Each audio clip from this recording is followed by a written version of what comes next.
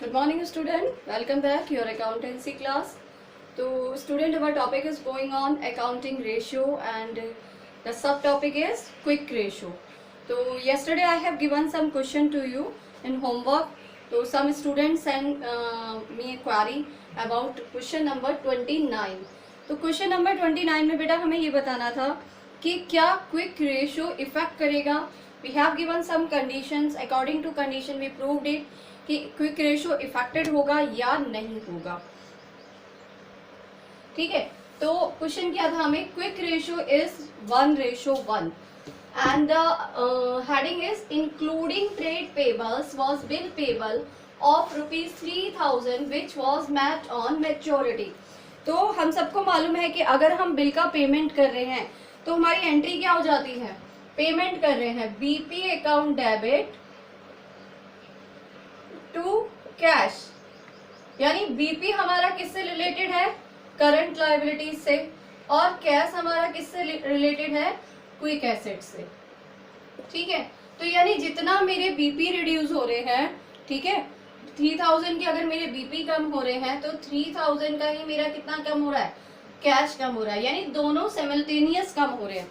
तो आंसर भी हमारा यही होगा, bill paid on maturity it means cash and BP both are decrease in simultaneous, therefore no effect on quick ratio.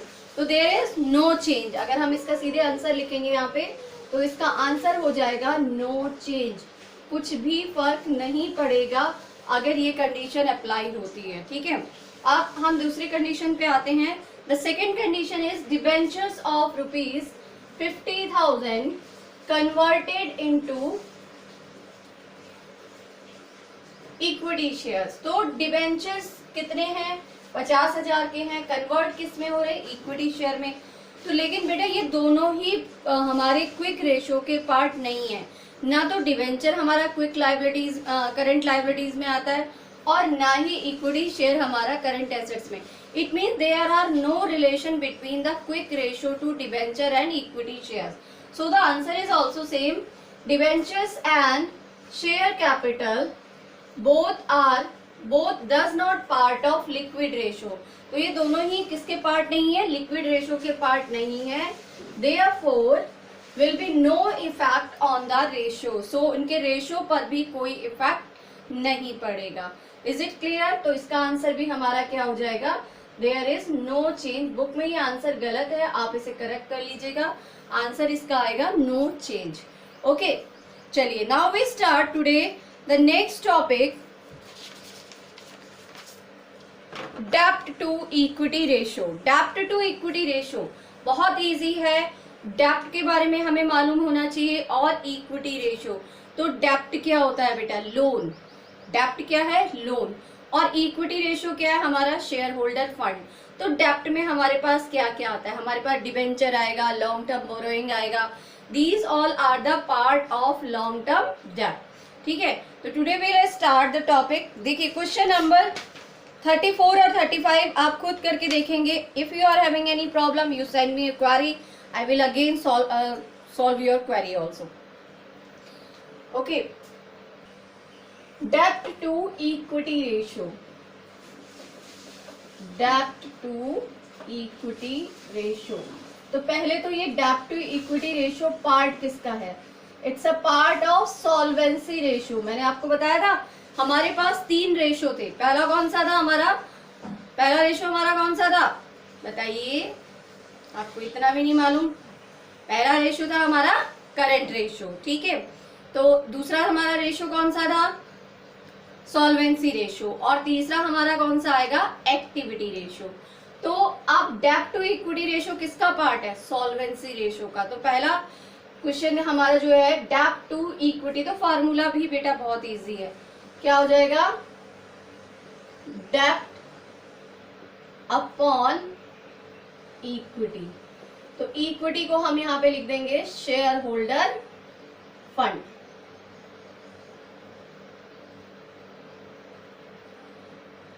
ठीक है, शेयर होल्डर फंड हो गया ये. अब डेप्ट आपको मालूम ही है, लोन को हम डेप्ट कहते हैं. तो हम स्टार्ट करते हैं क्वेश्चन नंबर 36 से. तो क्वेश्चन नंबर 36 में क्या है, देखिए हमें गिवन है फाइंड आउट करना है हमें डेब्ट to equity ratio. Equity share capital given है मुझे 5 लाख की, जीआर गिवन है 90,000 के, एक्यूमुलेटेड प्रॉफिट गिवन है 50,000 का, and the 10% debentures 1,30,000, current liabilities 1 lakh. तो सबसे पहले हम इन्हें नोट डाउन कर लेते हैं कि हमारे पास क्या क्या है। तो पहला हमारे पास क्या है, इक्विटी शेयर कैपिटल कितने की है मेरे पास, ये 5 लाख। ठीक है, ये हमें गिवन है। उसके बाद जीआर हमें गिवन है, general reserve, it has 90,000, then accumulated debt मुझे गिवन है 50,000 का।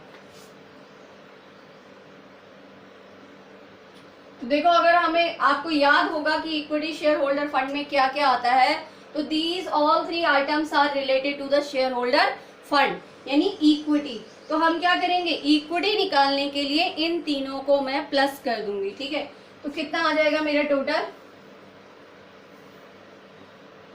6,40,000। तो मेरी इक्विटी कितने की हो गई, इक्विटी मेरी निकल के आ गई आपकी कितने की, 6,40,000।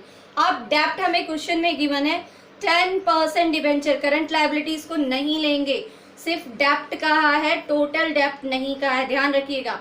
टोटल डेब्ट में तो आप दोनों प्लस करेंगे, non current liability plus current liability, but हमें यहाँ पे सिर्फ डेब्ट कहा है, तो यहाँ पर हम सिर्फ क्या लेंगे, लॉन्ग टर्म डेब्ट।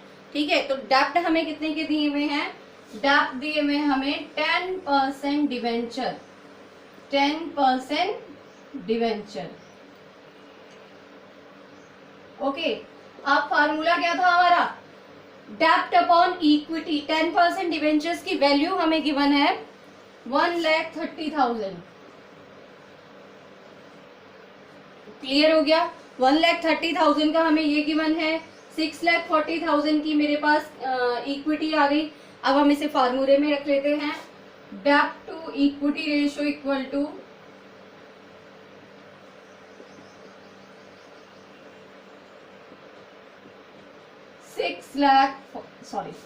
1,30,000 अपॉन 6,40,000। ओके, नाउ हम इसे शॉर्ट आउट कर लेते हैं। तो ये शॉर्ट आउट करके हमारी वैल्यू कितनी आ जाएगी, तो 1,30,000 डिवाइड बाय 6,40,000, तो हमारा आ जाएगा 0.203।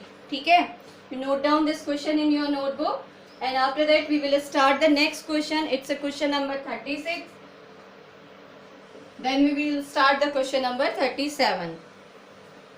Okay, now we come to the next question, question number 37।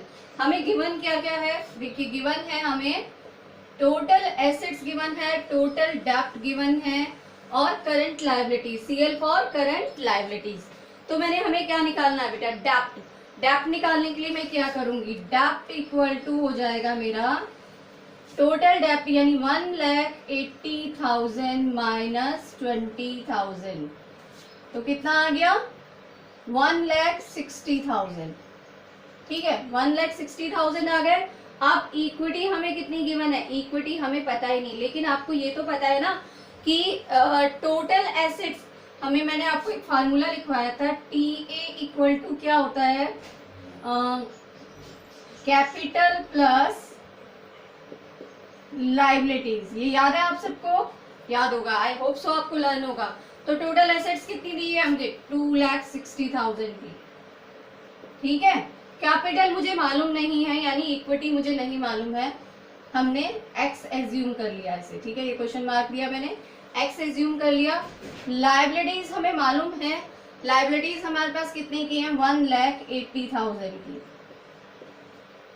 ठीक हो गया, तो हम कैपिटल निकाल सकते हैं। कैपिटल हमारी कितने की आ जाएगी, 2,60,000 माइनस 1,80,000। ठीक है, कितना आ गया हमारा,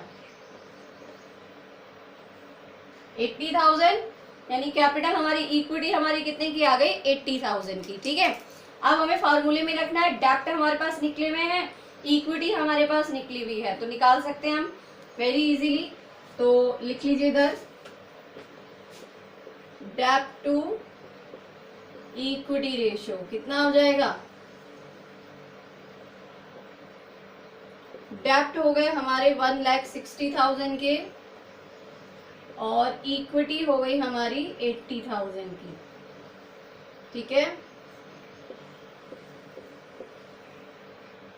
तो यानी कितना आ गया हमारा 2/1, जिसे हम क्या लिख सकते हैं, तो कितना हो गया 2:1 यानी 2:1। ठीक है, इजी है question.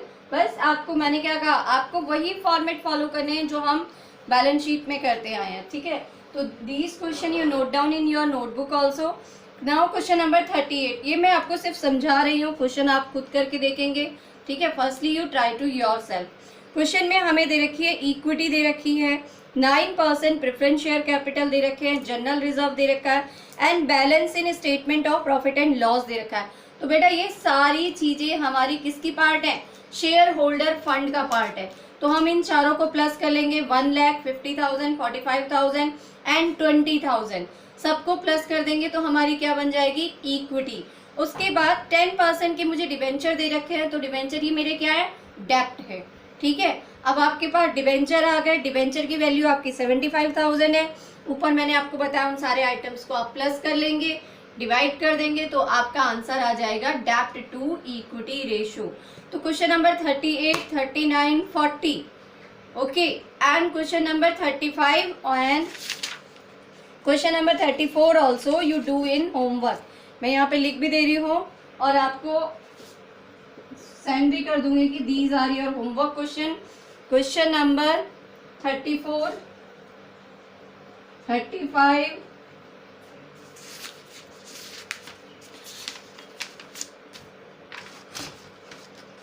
38, 39, 40 and 41. These are very short questions, not in very long questions. 41 अगर आपसे नहीं भी होगा तो up to 40 you do in homework. Okay, I hope so कि you have clear all these things. If you are having any problems and your queries, definitely I will solve your query also. Okay, thank you and have a nice day.